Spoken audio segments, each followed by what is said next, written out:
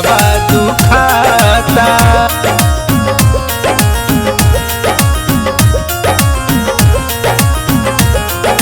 दिलवा दुखाता।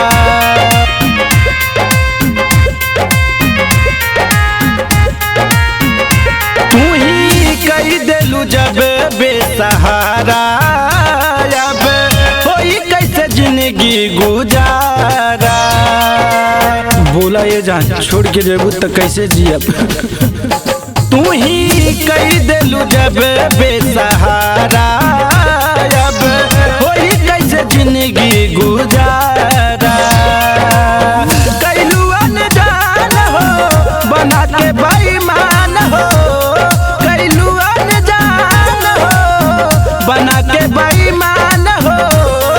जोड़ी लेलू दूसरा से नाता, मर जाइब ऐसन ही हमके बुझाता।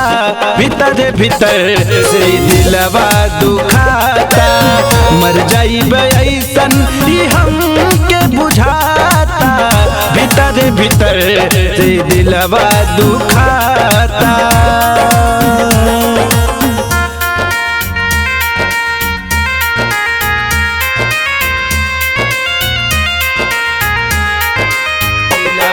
दुखाता।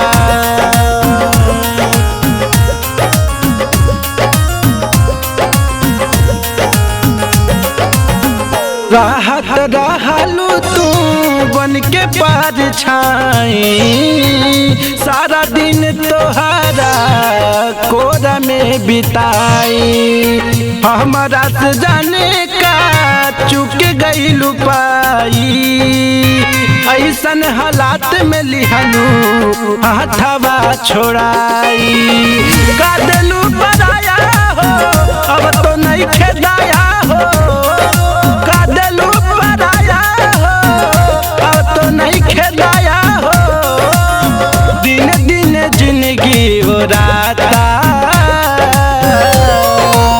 मर जाइब ऐसन ही हमके बुझाता।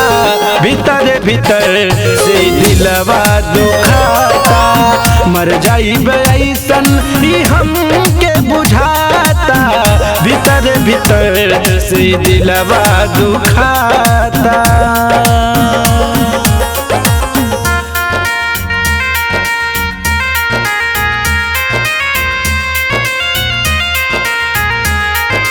दिलवा दुखाता।